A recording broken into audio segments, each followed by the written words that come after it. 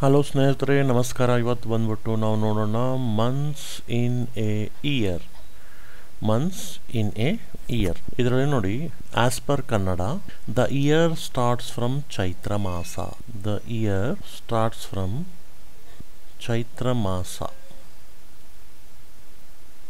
ಚೈತ್ರ ಮಾಸ ಇದು ಯಾವಾಗ ಬರುತ್ತೆ ಅಂದರೆ, ಒಂದು ಮಾರ್ಚ್ ಇಲ್ಲಾಂದರೆ ಏಪ್ರಿಲ್. ಇದಕ್ಕೆ ನಾವು ಚೈತ್ರ ಮಾಸ ಅಂತ ಹೇಳ್ತೀವಿ. Which also celebrated as Ugadi.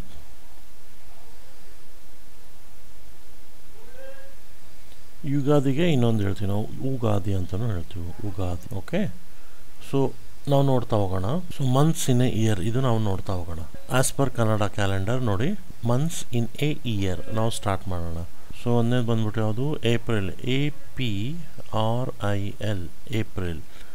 ಏಪ್ರಿಲ್ಗೆ ನಾವೇನು ಹೇಳ್ತೀವಿ ಅಂದರೆ ಚೈತ್ರ. CHAITRA, ಚೈತ್ರ ಅಂತ ಹೇಳ್ತೀವಿ. ಸೊ ಕನ್ನಡದಲ್ಲಿ ಚೈತ್ರ. ಅದಾದಮೇಲೆ ಮೇ. ಇದಕ್ಕೆ ನಾವು ಏನು ಹೇಳ್ತೀವಿ? ವೈಶಾಖ.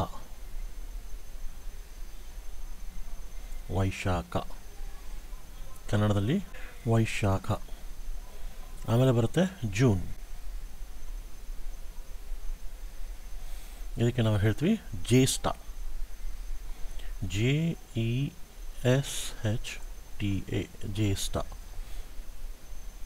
ಕನ್ನಡದಲ್ಲಿ ನೋಡಿ ಜ್ಯೇಷ್ಠ. ಆಮೇಲೆ ಜುಲೈ. ಆಷಾಢ.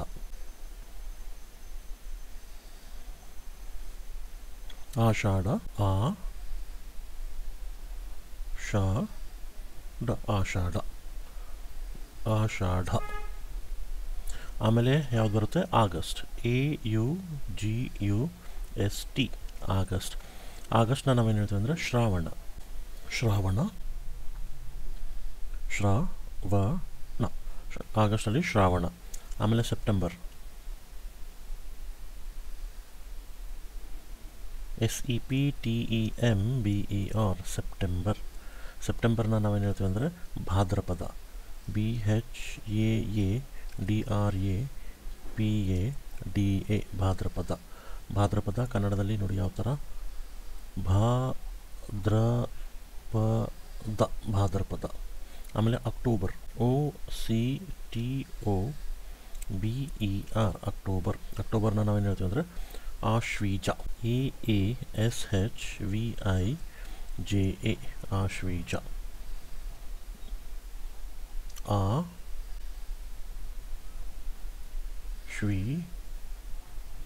ಆಶ್ವೀಜ, ಅಕ್ಟೋಬರ್. ಆಮೇಲೆ ನವಂಬರ್. NOVEMBER, November. ನವಂಬರ್ನ ನಾವೇನು ಹೇಳ್ತೀವಿ? ಕಾರ್ತಿಕ. KARTHIKA, ಕಾರ್ತಿಕ. ಕಾರ್ತಿಕ ಕನ್ನಡದಲ್ಲಿ ನೋಡಿ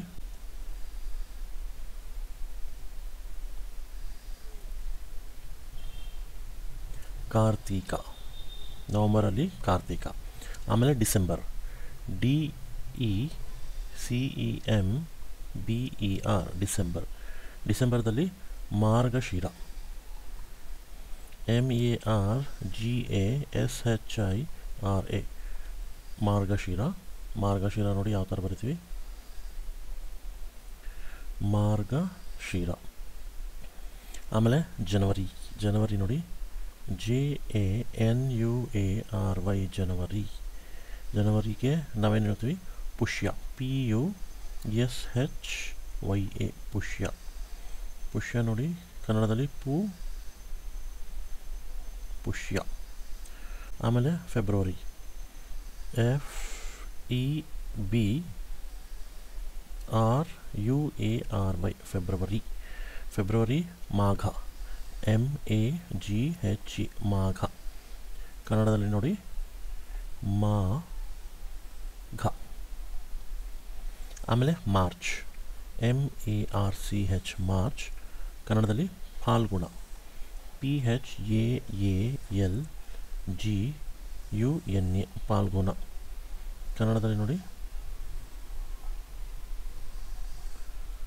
ಪಾಲ್ಗುಣ. ಇದು ಒಂದು month in a year as per Kannada. ಈಗ as per English months in a year ನಾವು ನೋಡೋಣ. ಮೊದಲನೇದಾಗಿ ಬರೋದು ಯಾವುದಂದರೆ as per English calendar January, JANUARY January ಅಂತ ಹೇಳ್ತೀವಿ. ಇದು it is the first month of the year. It is the first month of the year. ಇದಕ್ಕೆ ನಾವು ಜನವರಿ ಅಂತ ಹೇಳ್ತೀವಿ. ಸೊ ನೆಕ್ಸ್ಟ್ ಯಾವ್ದು ಬರುತ್ತೆ? February, FEBRUARY February. ಫೆಬ್ರವರಿ ಇದಕ್ಕೆ ನಾವೇನು ಹೇಳ್ತೀವಿ ಅಂದರೆ it is the shortest month. It is shortest month. ಇದಕ್ಕೆ ನಾವು ಫೆಬ್ರವರಿ ಅಂತ ಹೇಳ್ತೀವಿ. ನೆಕ್ಸ್ಟ್ ಬರೋದು ಮಾರ್ಚ್, MARCH ಮಾರ್ಚ್. ಮಾರ್ಚ್ನ ನಾವೇನು ಹೇಳ್ತೀವಿ ಅಂದರೆ it is the month of examination. Month of examination. ಮಾರ್ಚಲ್ಲಿ ತುಂಬ ಎಕ್ಸಾಮಿನೇಷನ್ ಮಂತ್ ಅಂತ ಹೇಳ್ಬೋದು ನಾವು. ಅದಾದಮೇಲೆ April, APRIL April. April comes after March. It comes after March. March ಆದಮೇಲೆ ಬರೋದೆ ಏಪ್ರಿಲ್. ಆಮೇಲೆ ಮೇ, MAY ಮೇ. ಮೇ ಬಂದ್ಬಿಟ್ಟು it is the hottest month ಅಂತ ಹೇಳ್ತೀವಿ. HOTTEST hottest month. ಮೇಯಲ್ಲಿ ಹಾಟೆಸ್ಟ್ ಮಂತ್ ಇರುತ್ತೆ, ಯಾಕಂದರೆ ಸಮ್ಮರ್ ಸೀಸನ್, ಬಿಸಿಲುಗಾಲ. ಆಮೇಲೆ June, JUNE June. June comes after May. June comes after May. ಆಮೇಲೆ ಬರುತ್ತೆ July, JULY July. July is the 7th month. ಇದಕ್ಕೆ ನಾವು 7th ಮಂತ್ ಅಂತ ಹೇಳ್ತೀವಿ, ಜುಲೈ. ಆಮೇಲೆ ಯಾವ್ದು ಬರುತ್ತೆ?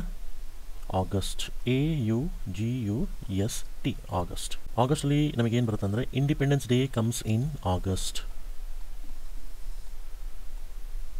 Independence day comes in August. ಆಮೇಲೆ September, SEPTEMBER September. September comes before October. September ಆದಮೇಲೆ ನೆಕ್ಸ್ಟ್ ಬರೋದು ಯಾವುದು? October, OCTOBER October. ಅಕ್ಟೋಬರಲ್ಲಿ ಏನು ಬರುತ್ತೆ ಅಂದರೆ ಅಕ್ಟೋಬರಲ್ಲಿ ಮೇನ್ ಇಂಪಾರ್ಟೆಂಟ್ ಬರುತ್ತೆ Gandhi Jayanti, GANDHI Gandhi Jayanti, JAYANTHI Gandhi Jayanti comes in October. ಆಮೇಲೆ ನವಂಬರ್, NOVEMBER ನವಂಬರ್. ನವಂಬರಲ್ಲಿ ಏನು ಬರುತ್ತೆ ಅಂದರೆ ನವಂಬರ್ ಕಮ್ಸ್ ಬಿಫೋರ್ ಡಿಸೆಂಬರ್. ಆಮೇಲೆ ಫೈನಲಿ ಯಾವ್ದು ಬರುತ್ತೆ? December, DECEMBER December. So December is the last month of the year. December is the last month of the year. So ಇದು as per English calendar. ಇದಕ್ಕೆ ನಾವೇನು ಹೇಳ್ತೀವಿ ಅಂದರೆ ಮಂತ್ಸ್ ಆಫ್ ದ ಇಯರ್.